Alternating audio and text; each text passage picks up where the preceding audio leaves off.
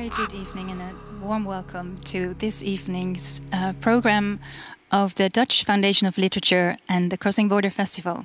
It is my great honor to welcome a very special guest at this table in a minute on behalf of the Dutch Foundation for Literature, guests who will be receiving the European Literature Award 2020.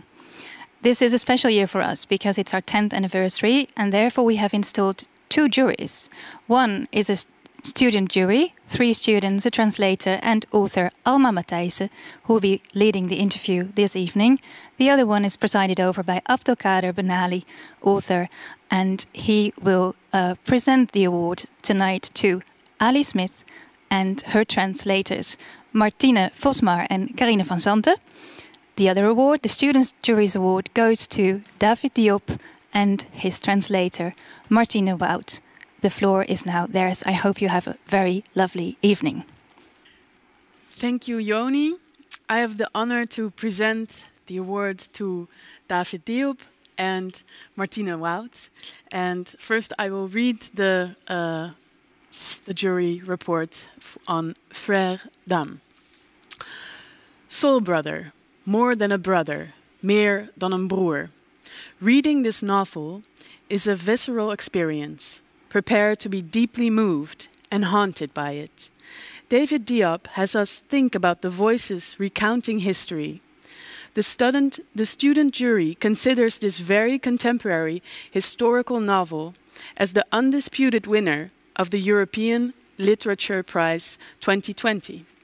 Meer dan een broer is a story about the absurdity and arbitrariness of war, told from a relatively new perspective. Alpha Nadie and Mademba Diop, 2 young Senegalese men, friends, are forced to fight in the First World War. Far from home, they battle for France victory. When Mademba gets fatally injured at the front, he begs Alpha to put him out of his misery. But his friend can't. Consumed by remorse, Alpha seeks revenge and penance. The cruel acts Diop describes are in stark contrast to his poetic language. His style, deceptive, in simplicity, hypnotic at times, supports the story, the vicious delusion Alpha finds himself in. Martine Wout's translation is striking and natural and honors all the linguistic registers of the original. In Dutch, as well as in French, Meer dan een broer reads like a terrifying and beautiful poem. Martine Wout, I present you the award. Thanks a lot. Please open it. So it's an award and a check. It's an award and a check. It's true. Well, let me applaud for you. Yes. Oh, very nice. Yes. Well, thank you very much. I'm really happy that Meer dan een broer, Frère Dame, has won this award from the student jury because I think an award means attention, and I think this book has been written so beautifully that that it will get the attention now that it deserves. So that makes me very happy. Translating the book was really a pleasure because of this beautiful language, and it asked a lot of creativity for me as a translator, which is really great when you are tempted to make a beautiful language as well. So I'd like to thank Mr. Diop for writing the book so that I could translate it and make me happy.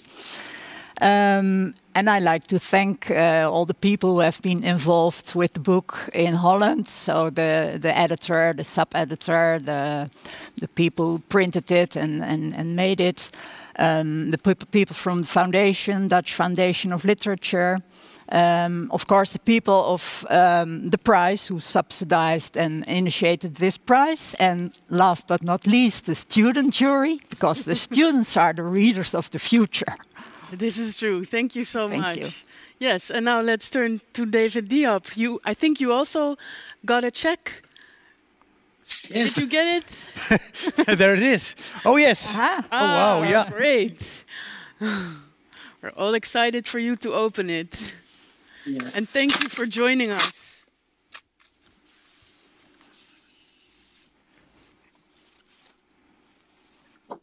Ah, there it is. Yes. yeah. Congratulations. Vraiment, merci beaucoup pour ce magnifique prix. Je voudrais remercier d'abord les étudiants, le jury du prix de littérature, le jury étudiant du prix de littérature européen. Je leur adresse vraiment mes plus vifs remerciements.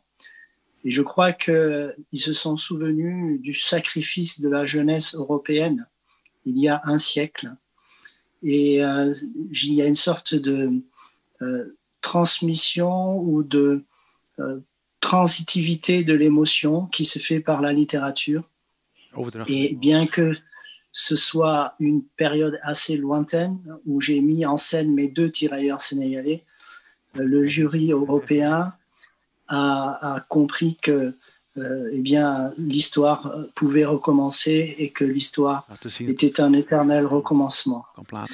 Je voudrais remercier Martin Wood, ma traductrice, que je vois pour la première fois de visu. Les traducteurs, pour moi, sont en fait l'avenir de l'humanité parce qu'ils traduisent la littérature. Et la littérature, justement, c'est le langage de l'émotion. Et donc, je remercie vraiment Martine pour cette traduction qu'elle a faite. Et le prix qu'elle reçoit et que nous partageons prouve bien qu'elle a réussi à traduire le rythme de Frères d'âme. Et c'était ça mon objectif, qu'il y ait un rythme de la langue. Et je suis émerveillé que ce soit possible en néerlandais. Et ça me touche énormément, ce qui me confirme dans l'idée que la littérature est vraiment... l'universalité et la littérature sont extrêmement liées. Et en dernier lieu, je voudrais remercier Christophe et Eva Kossi, mes éditeurs en Hollande, qui sont venus jusqu'à Pau et qui ont signé, on a signé le contrat à Pau. Alors l'animateur de cette émission me disait tout à l'heure que Pau était connu pour le Tour de France, mais Pau est aussi connu pour un très bon vin qu'on appelle le Jurançon. Et on a partagé une coupe au moment de signer le contrat avec Christophe et Eva Kossi, que je salue ici au passage. Merci à vous encore une fois et j'espère que le temps viendra où je pourrai venir visiter la Hollande. Thank you so much. Thank you. David Diop will speak in French, and we will do our best to translate. My French isn't perfect, but Abdelkader, you speak perfect French. I speak Could perfectement. you maybe also for the viewers yes, at of course. home? For the viewers at home, Mr. Diop is thanking Martina Wout for this excellent translation and of the book, especially concerning the rhythm of the language. As Monsieur Diop said, he was deeply impressed by how the rhythm of the language was transmitted into Dutch. That led to the fact that this book has been awarded with the European Literature Prize by students. And for him, this is very important because literature for him is in a way it's a language of humanity. It's a language of humanity, and being able to bring this language from one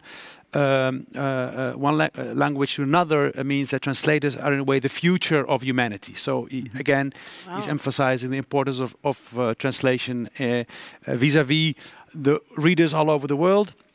And at the same moment, the subject of the book is, of course, about the trenches of the First World War. These 2 brave soldiers from Senegal who came to a war that was not theirs. And in a way, he wants also to tell you that this book was also written as a kind of metatekel of telling this could happen again. If we don't watch out, if we don't be vigilant, this could happen again. So in a way, this book it's a historical novel, but it's also very much about being in the now, which I totally agree with. Me too. But I also heard something about the Tour de France. And he told, yes, and he told, of course, Pau is for the Dutch audience. We all know Pau because it's where the Pyrenees, the week of the Pyrenees tour starts. So we as a Dutch audience, Pau is part of the summer.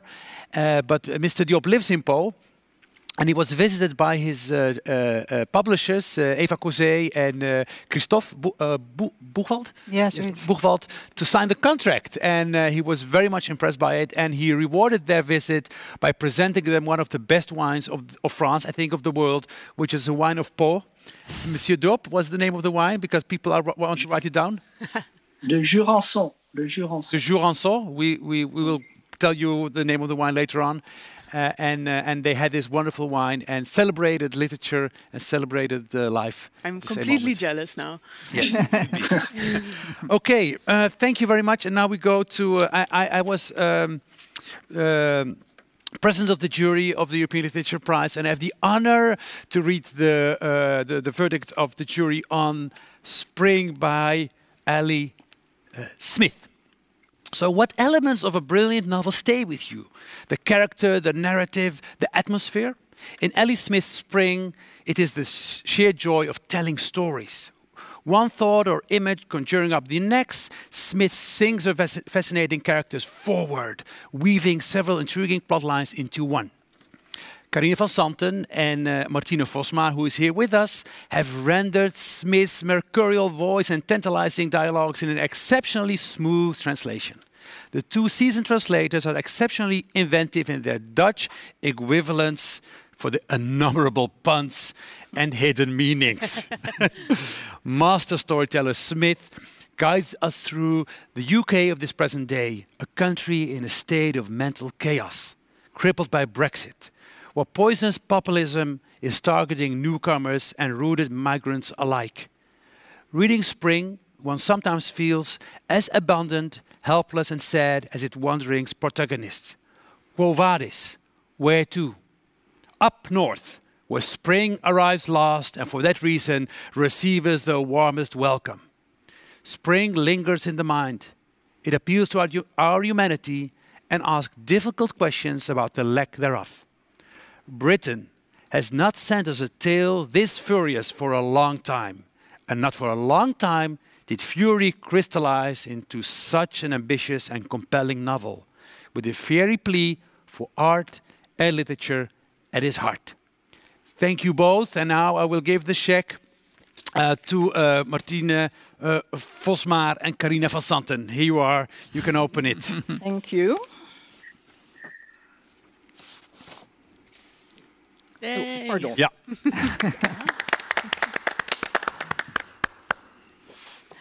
Well, thank you very much. Jury, of course, for choosing the best book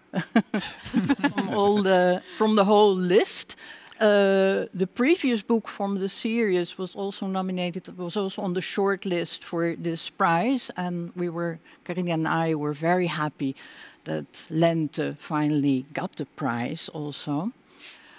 We worked together already for a very long time, and we've been translating I don't know how many books, and some books you remember and some books you forget altogether, that you even think, what was it about?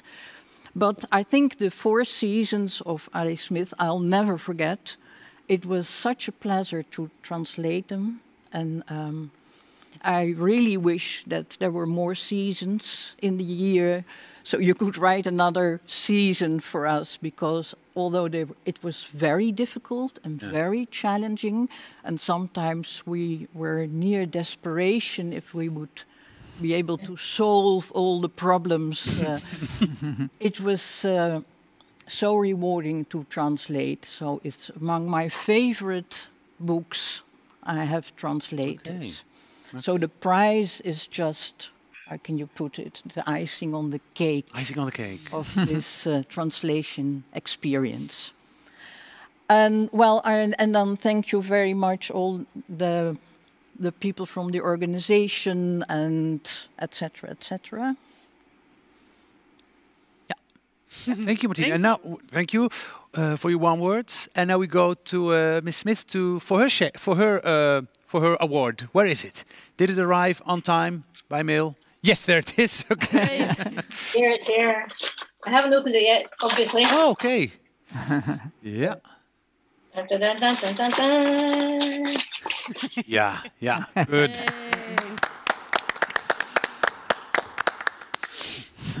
Yeah. Thank you so much. I can't tell you how much this means to me. It means so much because translation means everything to me, actually. And thank you, the jury, for this. And above all, thank you to my translators, Karina and Martina, and to my publisher, Job, for taking proper risks and chances and going with publishing these books. And above all, particularly my translators, I revere translators. I think translation is everything. And if something's not in translation, it's like a book hasn't properly entered the world. And it is to my ever delight that usually the first translation of my book that arrives, particularly for the seasonal series, has been from the Netherlands. It's been your book, Karina and Martina's book. And so I open it and I'm like, my book is in the world properly because it is in the family of languages. And I know how good the translations are because of I don't speak Dutch, but the readers who speak to me about my books, I know the books are really alive in their new form, in their new language. And the thing that I think most about translators is that they are doubly writers. You have to be more writerly than the original. You have to understand with generosity the original and then find a way in the new language for the book to allow the book to exist as a new thing. And you do, and you clearly do. It's the most wonderful thing. Just to show you the English translation of David's book is just coming out very shortly. And he says this thing towards the end of this incantatory, brilliant novel. He says, to translate is to risk understanding better than others that the truth about a word is not single, but double, even triple, quadruple, or quintuple. And that's exactly it. This translation is what gifts us our multiplicity, our possibility, our possible meaning, and the ways in which meanings can shift for us and change, and our fluidity. All of these things exist in the gift of translation. I could not be happier. Thank you for your really sweet words. Thank you. Thank you. Thank you. This already makes my heart warm. And we will get back to this and also to the comments that David Diop made later on in the talk. We will have time to talk about that. But first we will talk with the two translators here, and then we will get back to the two writers. Because I was wondering, let's begin at the very beginning. When you get a book, you get a novel, let's say the novel of Ali Smith or the novel of David Diop, you get it at home, and then you know you're going to translate it. What happens? Do you read it all at once at first, or do you start immediately? This is a question for the both of you. Shall I start? Yeah.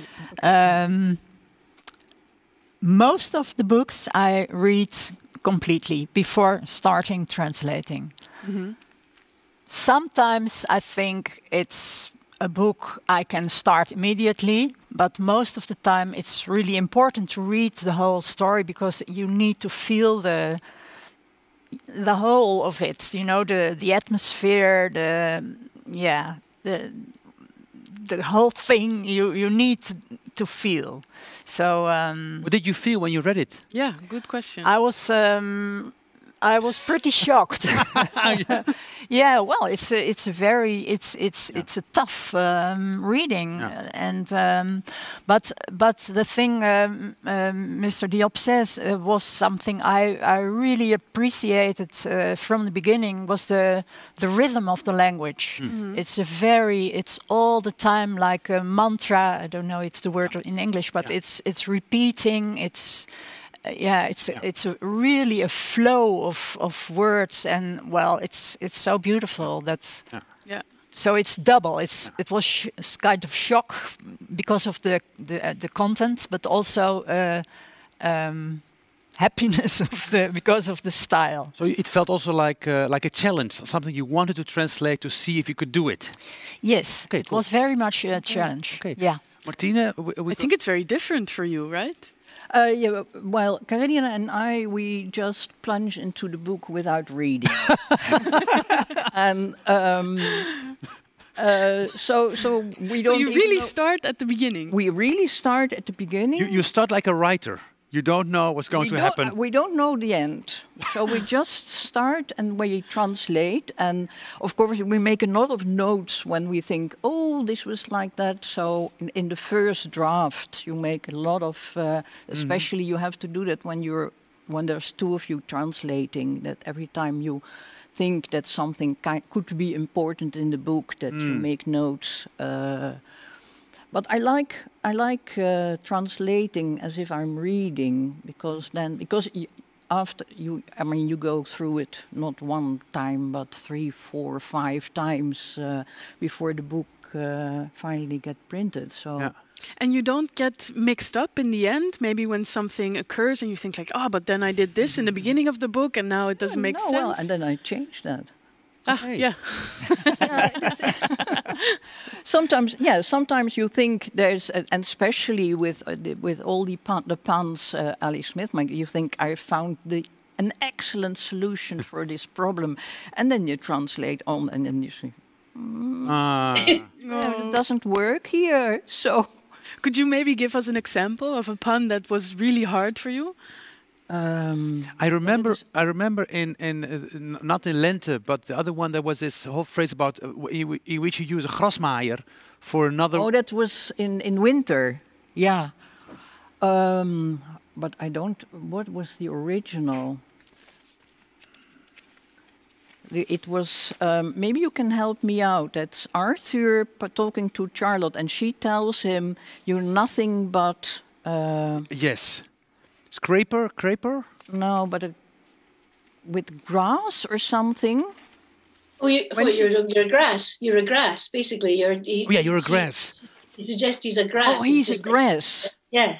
Oh, yeah. So, well, that's the same meaning of a grass and grass we don't have in Holland. So we made it into a grass mower. Oh, perfect. So that he just mows away all the possibilities for other people. Perfect. Yeah. Yeah, that was that was not even a very difficult one. No. I don't remember what was the time that we. Sometimes you think that a problem is so big that, and then once you found the solution, you forget the problem. Is it translator happiness? Is that when happiness arises? When you feel as translator, yeah. When you think, this is this is the answer. Yeah, that's happiness. Yeah. Is that the same for you, Martina? Yes, absolutely. Yeah, it's very, very. It's nice to have problems in a book because then you can resolve them and really be happy with your own solutions most of the time. Yeah. But in Meer dan een broer, Diop, there is this. It's a hymn. It's two brothers who come from Senegal, so they carry the Senegalese culture in them, the culture of the griots. They come to the trenches, so already there they are translated human beings.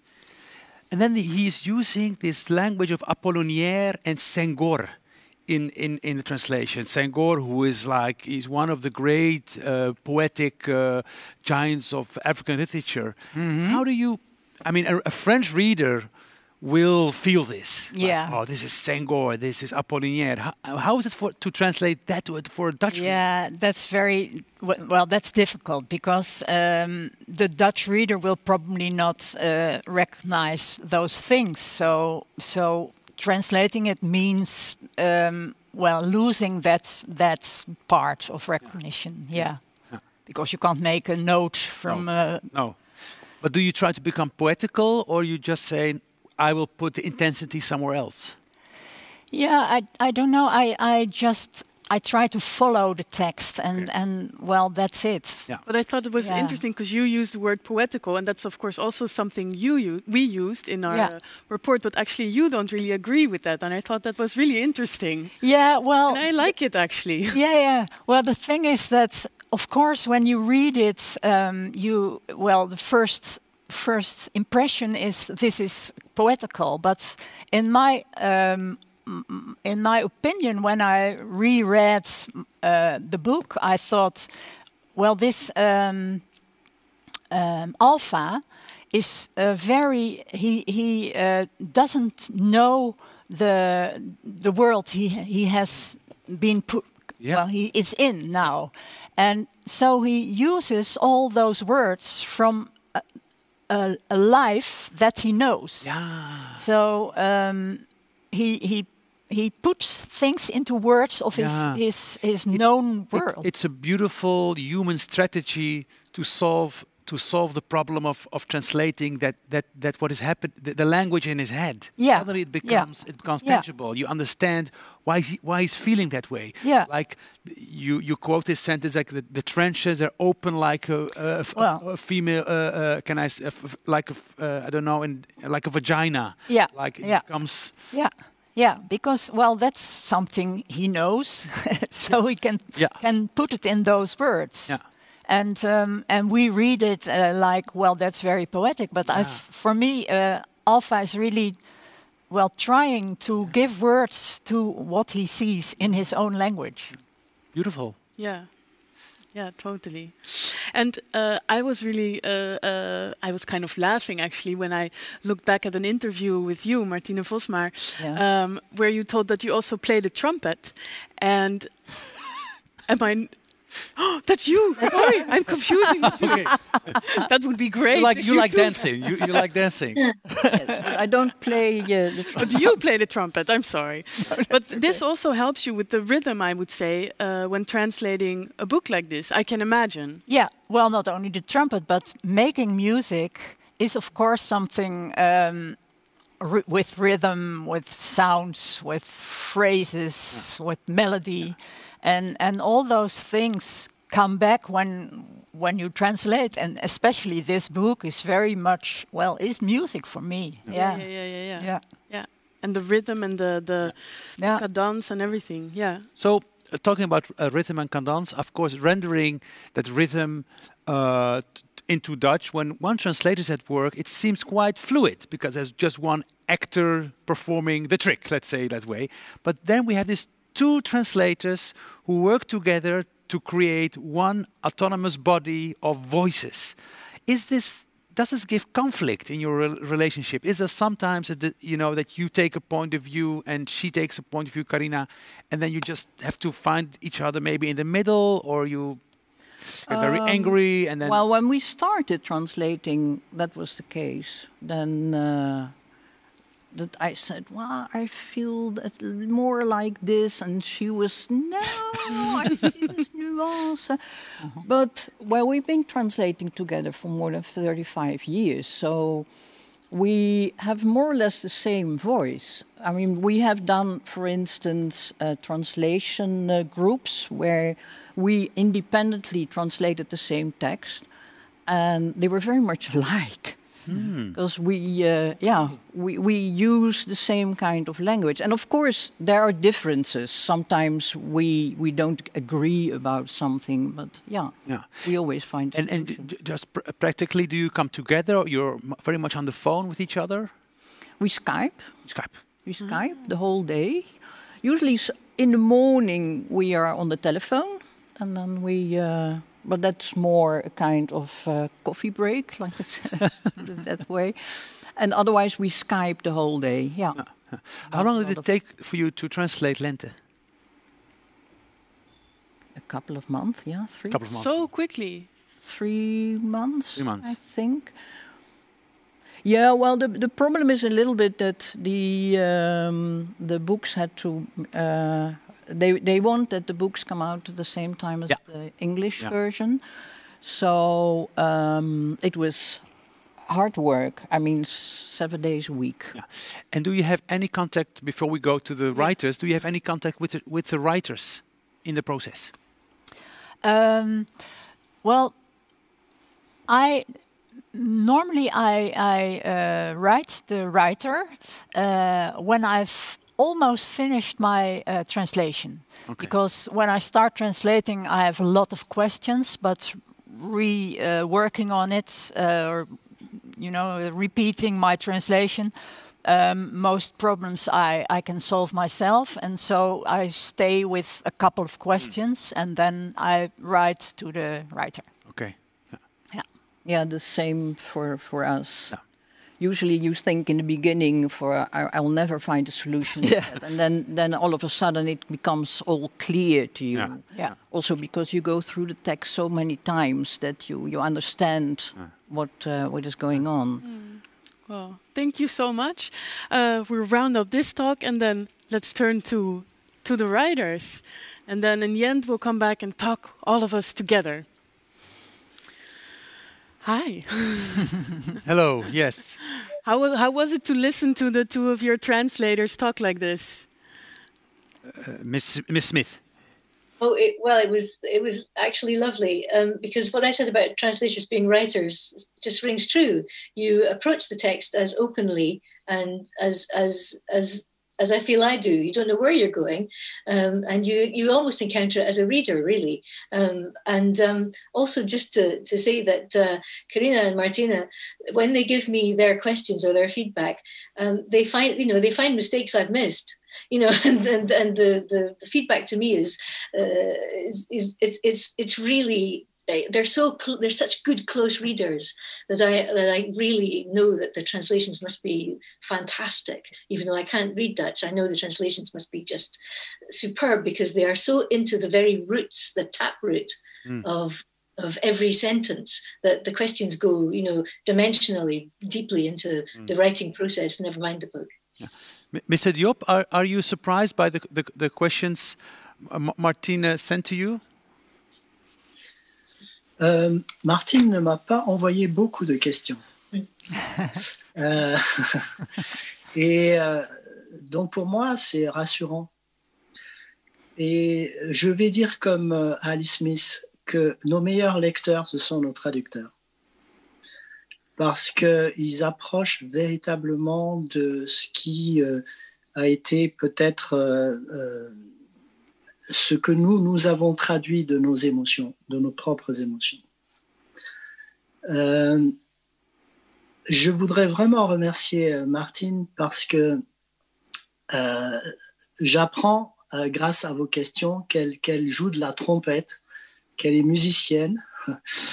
Et pour moi, véritablement, il s'agissait de traduire une petite musique. Et...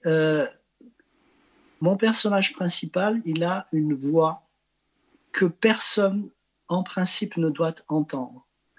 Parce que c'est un récit intérieur. C'est un psycho-récit. Et donc, Martine a bien compris qu'il fallait faire irruption dans l'intimité du personnage, comme nous tous lecteurs. Et en fait... elle a compris que même si j'écrivais en français, je traduisais une autre langue. C'est-à-dire qu'elle est la traductrice d'un traducteur. Mm-hmm. Et dans le fond, ce que j'ai fait, c'est essayer de laisser deviner au lecteur francophone que mon personnage pense dans une autre langue. Et pour donner le sentiment à mes lecteurs francophones que mon personnage pense dans une autre langue, j'ai travaillé le rythme du français. Et le rythme passe par un jeu de répétition de certaines phrases et de certaines formules. Et je constate qu'avec un très grand plaisir, Martine, en fait, a traduit ce rythme-là en néerlandais.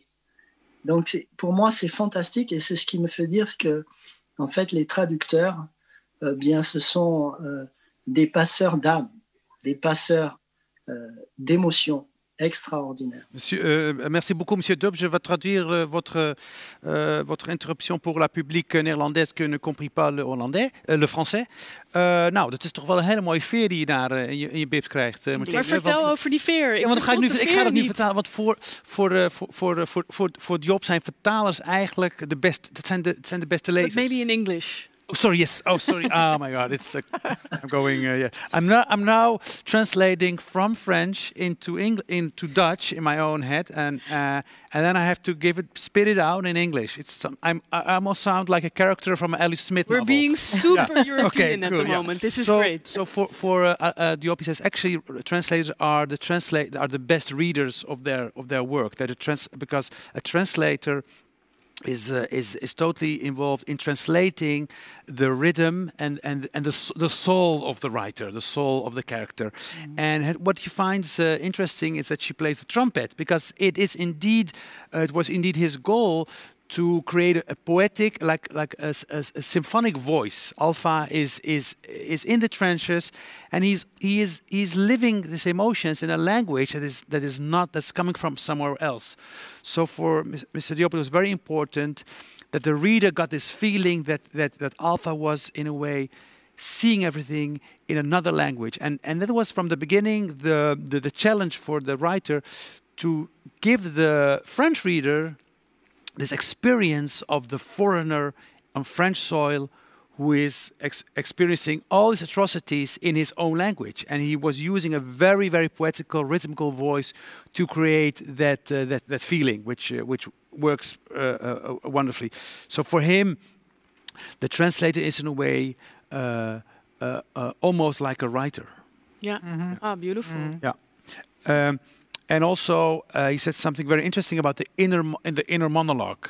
The fact that there is no voice to be heard in the book. It is inner monologue. Mm-hmm. So what you do is you bring out the translator, like the Diop is bringing out the inner voice of the soldier. The translator is bringing out the inner voice of what the writer has written. Yeah. Mm-hmm. Yeah. Ah, beautiful. Nice parallel. Thank you.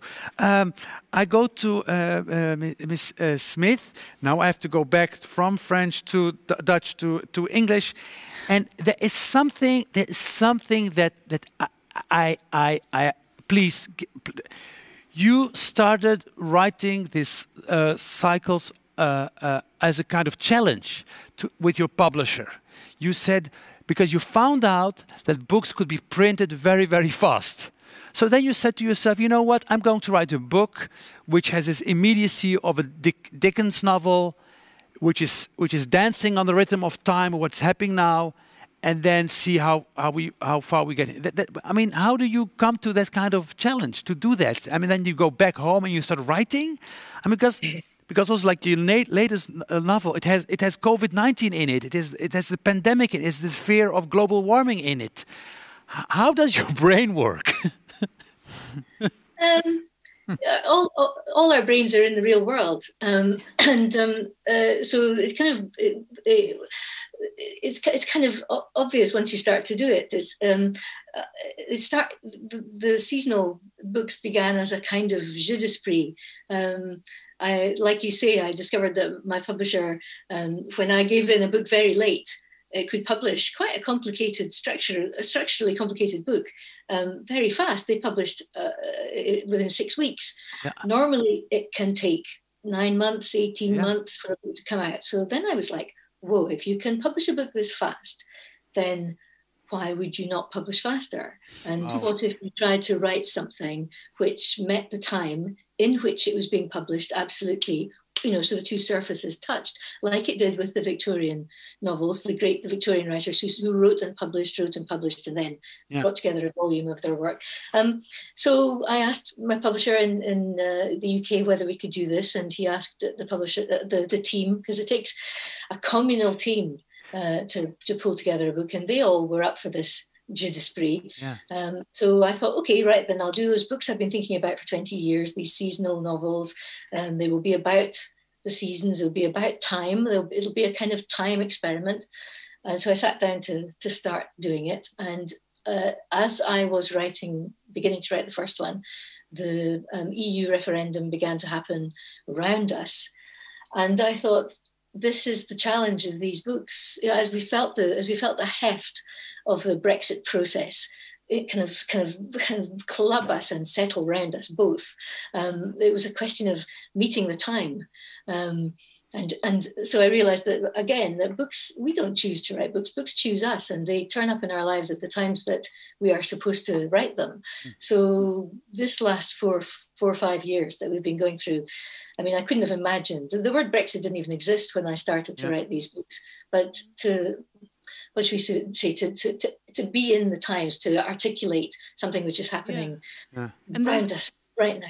Yeah. How do you go about it? I'm so interested, because do you plunder through the newspapers? Do you cut things out? How does it go in your brain and go on the paper?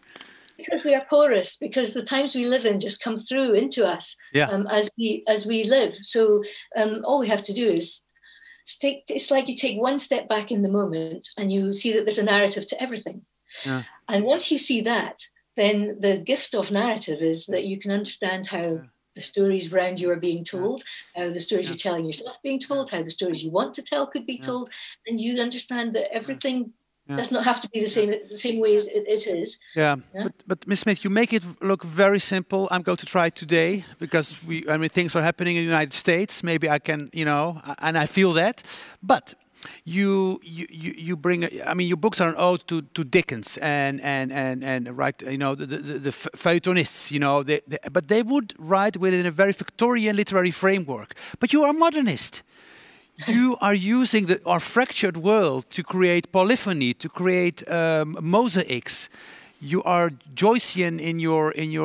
That makes it a bit more complicated, or not?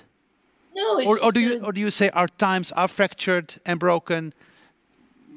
I think the novel is a revolutionary force, by which I think it rolls forward, and as it rolls, it gathers all the novels that went before it.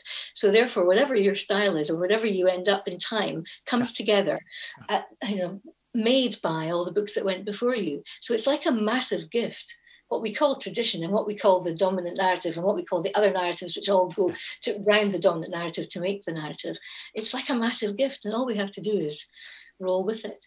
Allow for it, Yeah. There's no Virginia Woolf without Charles Dickens, and there's no me without Charles Dickens and Virginia. It's like books make books in the real world out of language, which is one of our best conduits to the real world and to meaning. And aren't you also hooked in a way to this series, and now that it has come to an end, and especially with the current events now, with the president being chosen, aren't you itching to write another one? No comment. Okay, fifth season, Mr. Diop. I was immensely impressed by your novel, and this has something to do with, of course, the story of the Siganese soldiers, the tirailleurs who came to Europe.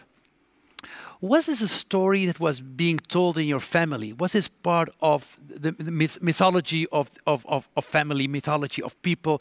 Like, I remember, I'm a writer, and we had in my family in North Morocco, we had this young guys who in '36, with the Spanish Civil War, were taken by Franco and brought to Spain to fight against the Republicans.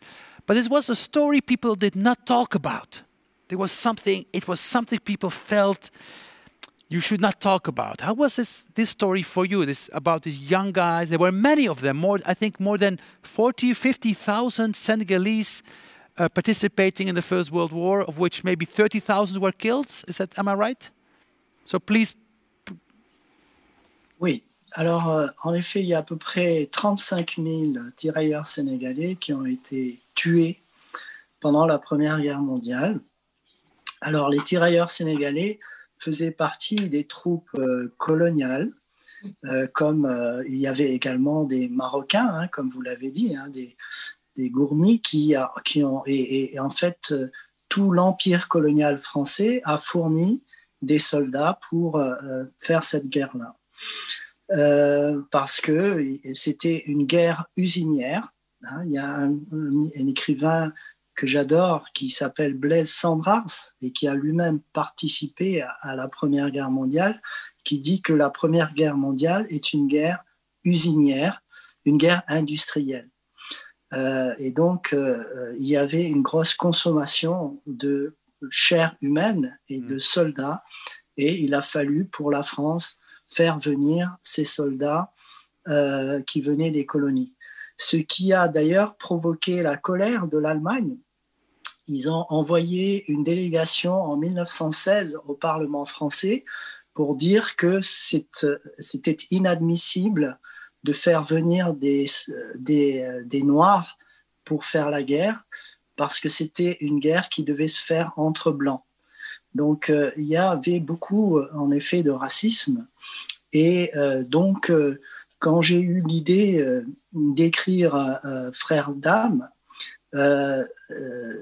j'ai eu l'idée parce que dans ma famille, du côté de ma mère, parce que ma mère est française et mon père est sénégalais, j'ai un arrière-grand-père qui a été soldat, poilu, et qui, comme vous le disiez, il a fait la guerre, il a été gazé à un gaz moutarde, il est revenu vivant, mais il est mort assez jeune, mais il n'a jamais parlé de ce qu'il a vécu. Et donc, il y a eu un silence dans la famille du côté de ma mère qui m'a toujours impressionné et qui m'a toujours porté à m'intéresser à la Première Guerre mondiale. Et comme je suis aussi sénégalais, je me suis demandé s'il y avait des tirailleurs sénégalais qui avaient parlé de la Première Guerre mondiale. Alors, il y en a qui ont parlé, mais ils n'ont jamais raconté leur intimité avec la guerre d'une façon aussi forte que celle que j'ai pu lire dans des lettres de poilus qui ont été rassemblées par des historiens en France. Donc, la première idée du roman, ça a été de me dire, je vais écrire une lettre factice, une lettre d'un tirailleur sénégalais pour raconter ce qu'avait dû être l'émotion très forte de ces soldats venus d'Afrique sur un champ de bataille en France et en Europe. Et puis ensuite, j'ai voulu, et c'est ce qui peut-être a compliqué la traduction du livre, j'ai voulu en fait que ce personnage-là ne sache pas parler le français. C'est-à-dire que finalement, il ne puisse pas écrire une lettre. Et donc la solution que j'ai trouvée, ça a été de donner la possibilité au lecteur de faire irruption dans l'esprit du personnage. Et c'est dans l'esprit du personnage où nous rentrons par effraction qu'il y a la possibilité de voir cette intimité cruelle avec la guerre qu'ont dû vivre tous ces soldats. Donc non, il n'y a pas du côté de mon père de tirailleurs sénégalais. Mais il y a du côté de ma mère un poilu qui n'a pas parlé. Et ce poilu qui n'a pas parlé, qui a peut-être rencontré lui-même parmi ses camarades de combat des tirailleurs sénégalais, mais je ne le saurai jamais, eh bien, ce silence-là, j'ai essayé de le combler par la parole de ce tirailleur sénégalais. So yes, please tell me. Yeah, yes. So the First World War was a colonial war, was an imperial war fought between the imperial powers, and France was one of them. And they used used colonial troops like the Senegalese fighter, the so-called tirailleurs, were 30,000, more than 30,000 tirailleurs, but 30,000 of them died in the First World War trenches. 30,000 of them died in the First World War trenches. And the whole idea of the colonial war was to use people as part of an industrial war. Like it consumed people like they consumed tanks and military material. So there was a total vis-a-vis the people they would employ. There was a kind of they were used as part of a war industry. And the whole, what Mr. Diop is saying, the whole story about these colonial fighters was that they did not write letters. There were there's no written sources of these fighters going back home and then writing to their family or to their parents about what they had lived through that wars. Different from the French white soldiers or British soldiers like Fidel Sassoon, who would write letters from the trenches home. There is a record of what they lived there. And why is there no record? Because most of them could not write. Most could not write, or they were not allowed actually to. Yeah. Oh, yes. So, Mr. Oui. Il y a des lettres, mais ce sont des lettres impersonnelles. C'est-à-dire que ce sont pas des lettres qui racontent une intimité avec la guerre. Ce sont des lettres administratives. Donc il y avait beaucoup de tirailleurs qui savaient écrire en français. Mais ces lettres étaient aussi surveillées par la censure. Hein? Yeah, yes, so I will translate this. Sorry, this does becoming Alice Smith novel. I'm doing a translation within a translation. But there were soldiers who could write in French, but they were not allowed by censorship to write extensively about the experience. So most of the letters he found were very business-like letters, very factual, and not about their inner lives. The interesting thing is that Mr. Diop, he has a French mother and a Senegalese father. And he knew from the family of his mother that there was a grandfather who had been in the trenches of the First World War, and he had been gassed. And that led to his, he could not speak anymore. So there was this silence in the family surrounding this man.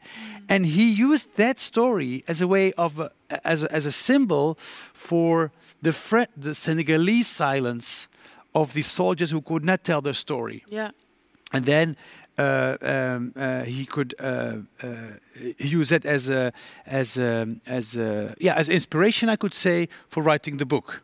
Yeah. And the one last thing that's important to know, that the First World War was also a racial war. It led to the fact that in 1916, the German sent a delegation to the French Republic in Paris to tell the French that they should not send black soldiers to the trenches, because the war should stay a fight between whites only. So there was also a racial undertone, and this is something it's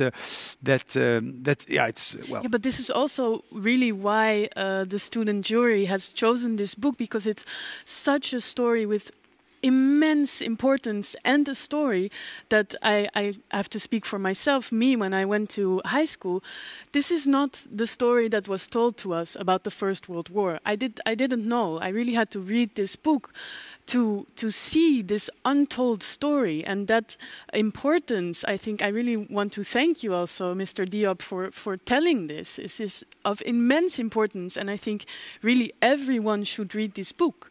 And how is it in France, actually? Do people know this side of the war? Oui, les Français, avec notamment l'année dernière toutes les commémorations qui ont eu lieu pour célébrer le centenaire de la fin de la Première Guerre mondiale, ont entendu parler beaucoup des tirailleurs sénégalais. Et d'ailleurs, il y a eu dans la ville de Reims un monument qui a été inauguré par les plus hautes autorités de l'État pour commémorer le rôle des tirailleurs sénégalais pendant la Première Guerre mondiale. Alors, le fait est que les historiens en France ont travaillé. Il y a de travaux d'historiens très précis sur les tirailleurs sénégalais. Mais le public, en règle générale, avant ces années de commémoration, avait perdu de vue le rôle que les tirailleurs sénégalais avaient joué. C'est-à-dire que la mémoire, progressivement, s'est éteinte du rôle qu'ils avaient pu jouer. Et dans le fond, l'écriture de Frère Dame a coïncidé peut-être avec une attente du public qui savait confusément qu'il y avait un rôle qui avait été joué par les tirailleurs sénégalais pendant cette guerre et qui n'était plus connu. Alors moi, je dis souvent, et ça va être mon dernier mot, j'ai pitié de vous, traducteur, L'histoire explique et la littérature émeut. C'est-à-dire que c'est la littérature. La littérature peut créer une émotion. Mais ensuite, comme vous l'avez dit, madame, ensuite, ceux qui veulent s'intéresser à la question d'un point de vue historique peuvent aller voir l'histoire, peuvent lire des thèses, peuvent essayer de comprendre. Mais je pense que la littérature, au départ, c'est d'abord une émotion. Et c'est ensuite à l'histoire ou au public d'aller voir ce qui a pu se passer et qui a pu provoquer, par exemple, chez l'écrivain, cette émotion-là.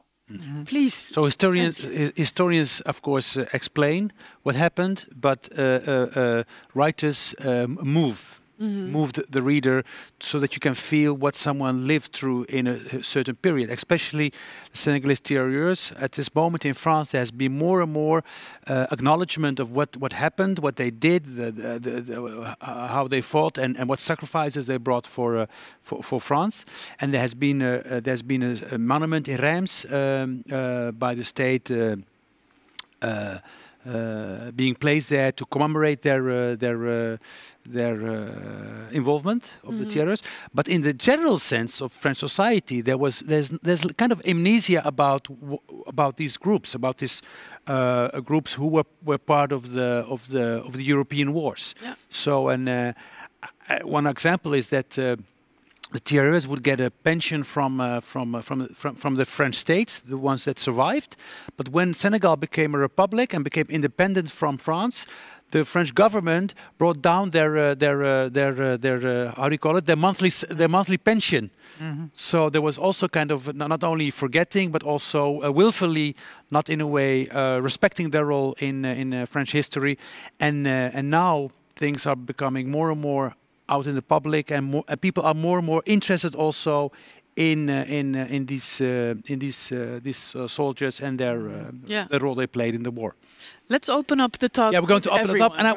And right? Before I say anything, I just want to ask Ali Smith a question about. You say you're very much like Mr. Diop.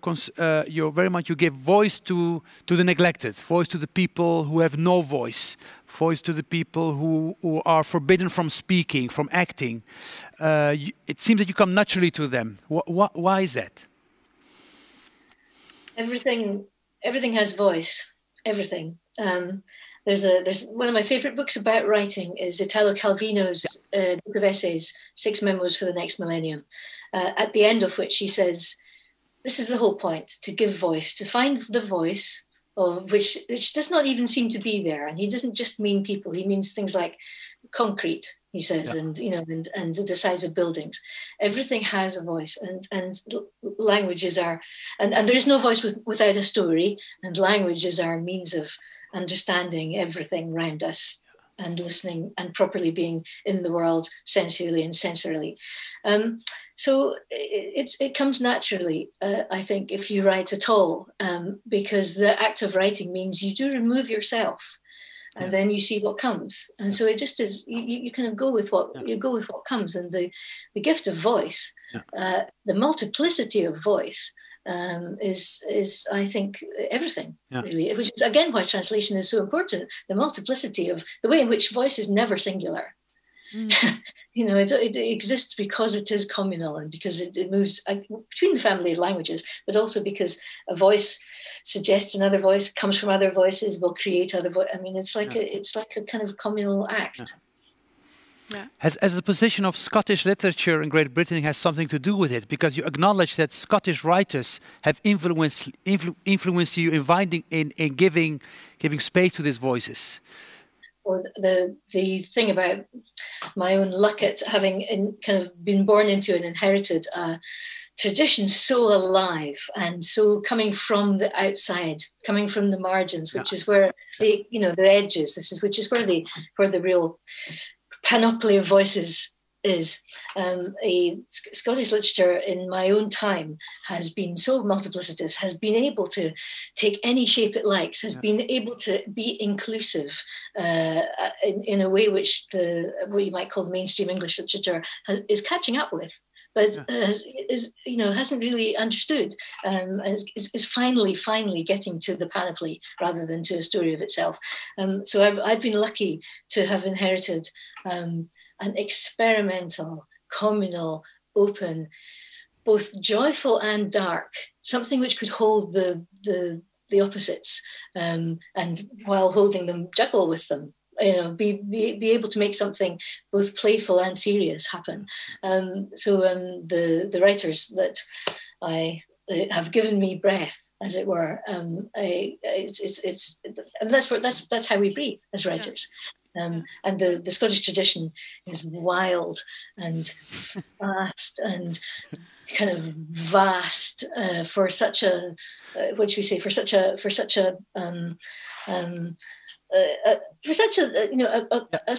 part of the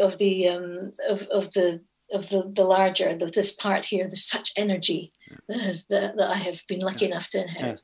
Martine, we feel your love. Yeah. Martine Wout and Martine Vosmaer, we were talking a little bit, and I was wondering maybe you also have a question for Ali Smith or David Diop, or for each other. That's also possible. Well, I do have a question for Mr. Diop, because I've been giving some talks about this translation, and twice I got the question from the people who were like students in this thing. Why did you choose the name Diop for Mademba? Because it's your own name. Why did you give him your own name? Alors, c'est une question, c'est une spécificité culturelle, en fait. C'est la traduction d'une spécificité culturelle. Au Sénégal, il y a ce qu'on appelle une parenté à plaisanterie entre les Diop et les Ndiaye.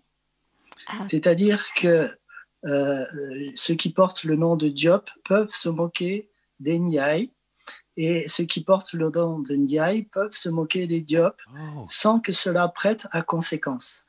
C'est-à-dire c'est une sorte de substitut de la guerre, en fait, entre deux familles. Donc, finalement, on plaisante et finalement, on rit de ce qui pourrait être une offense. Il paraît que ça a été inventé pour régler, il y a très longtemps, des vendettas. Donc, j'ai choisi Diop et Ndiaye parce que j'ai voulu que mon personnage principal, Alpha Ndiaye, plaisante au mauvais moment. C'est-à-dire qu'il va se moquer de Diop à un mauvais moment sur le théâtre d'un champ de bataille. Et ce moment-là est mal choisi. Et du coup, je voulais que mon personnage, Alpha Ndiaye, ait un très fort sentiment de culpabilité. C'est pour ça que j'ai choisi Diop et Ndiaye. Après, un psychanalyste me dira qu'il y a une autre raison, mais je ne veux pas la creuser. Voyez? Okay. So he chose his name Diop because Diop and Ndiaye, they are two names in Senegal that belong to two different families, and it's used as a kind of. And when these people, when a Diop and a Ndiaye meet, they start in a way playfooling with each other because of the fact that he's a Diop and he is Ndiaye. So it gives a sense of brothership. So people don't know each other, but because you are a Diop and Ndiaye, you can have this like, oh, you're a Diop, this is why you are, and I'm Ndiaye, and he wanted to bring that flavor of brothership, of pleasantry, to create even more contrast with this terrible atmosphere of the First World War trenches, where there's a war going on. So it's also almost like a narrative tool to create intimacy in the novel. Yeah, and there's also Yeah, and especially that that he makes they're allowed to say quite nasty things to each other in a way of joking. Yeah. But he does it in this war, and there he thinks, therefore, his friend Mademba goes into the battlefield, and therefore he feels very, very, very guilty. Yeah. So it's really part of the story. There's a terrible consequence. Yeah. And there's also a reason that the psychoanalyst told Diop, but he's not going to share that with us. That explanation. Okay. Yeah. So, Martine, the voices of the margin. So people in this book, there was a strong plea for Scottish literature that gives voices to people that are in the margins of society, that feel marginalized. Is this something that you feel when you start translating this? That is different from mainstream British literature? You mean the kind of voices that speak? Yeah. Yeah, of course. But it's so. I mean, like she said, the books are written more almost when things are happening. So a lot of the voices you hear are the things you read, or you see in the newspapers, you see on social media, you see on Facebook and Twitter and everything there, and that all comes also into the book. So. You have to be very aware also of the voices, the different voices that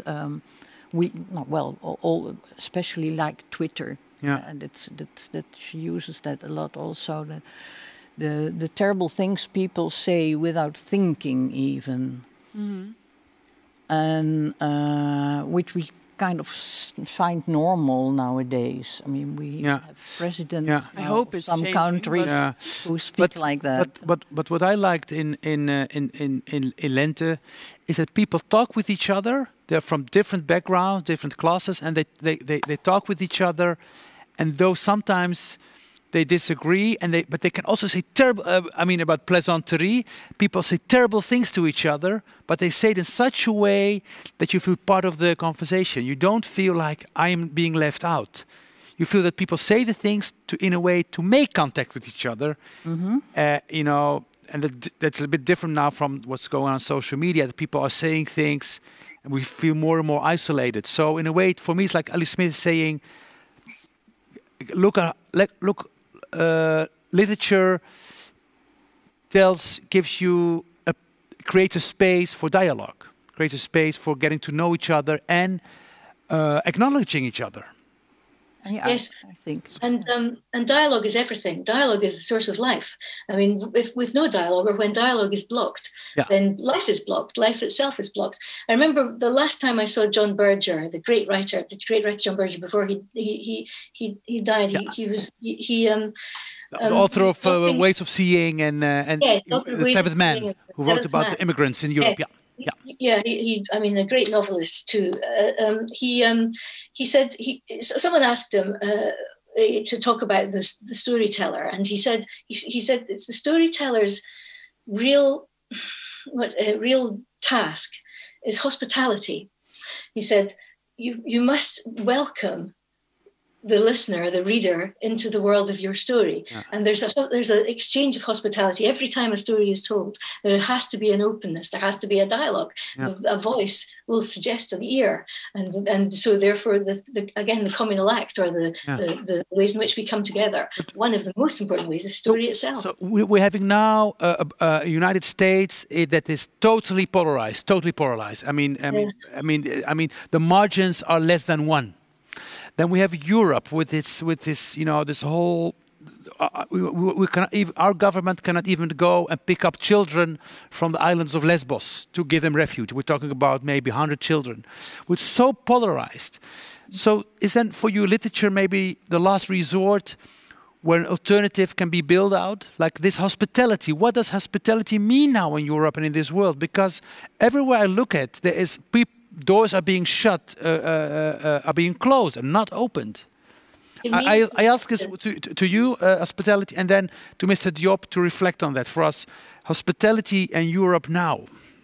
One of the things we've been talking about is the multiplicity that is possible because of and via translation, and is at the heart of translation.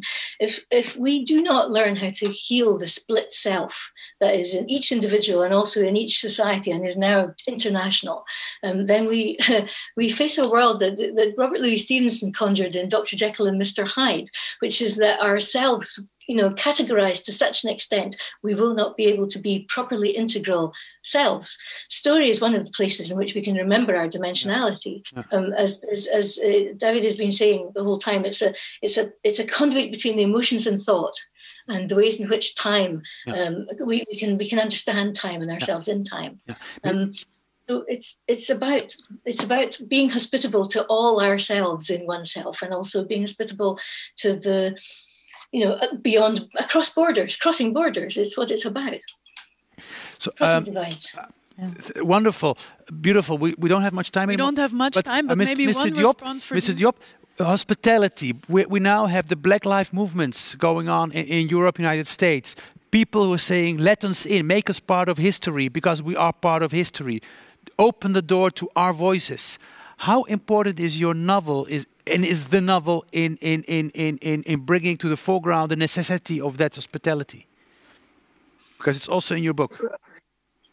Alors, j'ai beaucoup aimé ce qu'a dit Harry Smith sur l'hospitalité, la littérature comme lieu d'hospitalité. C'est-à-dire que, si j'ai bien compris ce qu'a dit Harry Smith, le livre doit faire la place au lecteur et faire place à ses rêves, à ses pensées, et puis aussi résonner en lui. C'est-à-dire que le livre l'amènera à réfléchir. Donc, si vous voulez, déjà entrer en lecture, c'est voyager. Et donc, ce voyage dans un livre, dans une pensée, dans une sensibilité autre, c'est une préparation à l'hospitalité dans le monde réel, entre guillemets. Je pense que il faut lire le monde, comme on lit un livre. Et lire des livres, c'est lire le monde. Et comprendre que, dans le fond, il y a une infinité de possibles qui passent qui passent au-delà de la peur de l'autre. Il faut s'ouvrir au monde comme on s'ouvre à un livre. Et les deux, à mon sens, sont deux façons d'accueillir l'altérité. Et la littérature, si elle a un rôle, ça ne peut être que celui-là. C'est-à-dire d'habituer à accueillir la pensée d'un autre, les spécificités d'une altérité, et finalement se rendre compte que cet autre, c'est un autre soi-même.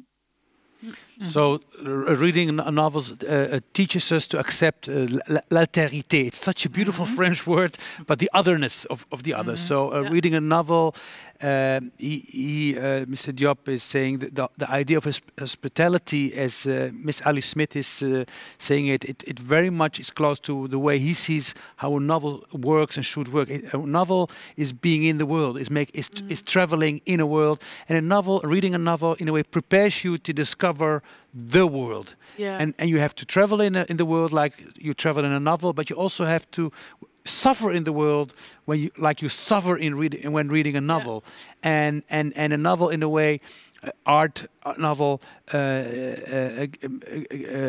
prepares us to accept the other and to understand the other and to see the other as he is and can be in his full potential. And I think this is beautiful. It really is beautiful. And I think this is a perfect moment to end this talk. And I will keep these words of both of you in my mind, to always search for the otherness and heal the split self. I think in ourselves and in society are beautiful words by Ali Smith. Thank you, David Diop. Thank you, Ali Smith. This was really wonderful to talk with you. Thank you, Martine Wout. Thank you, Martine Vosmaer. This was really, I'm really thankful. So thank you to dankjewel. Matthijs, dankjewel. And let's continue reading a lot of novels. And please, please do not forget these two beautiful books. They should be read everywhere. Thank you. Thank you so much for watching. I hope you have enjoyed this evening as much as I have. And at this moment, there's only one thing I need to do, which is to thank very much our sponsors, Delahanty Delancey Foundation and Lira Fonds, as well as the Dutch Foundation, for supporting this prize, and a very big thank you to our partners, Hebban, and also the Crossing Border Festival. We're very delighted that we've been able to show you this beautiful program this evening. You can find further information on our website, which at the moment is only in Dutch, europeeseliteratuurprijs.nl. We're working on the English version, but all the information you might want to find is there, as well as on our social media. So please follow us and take care.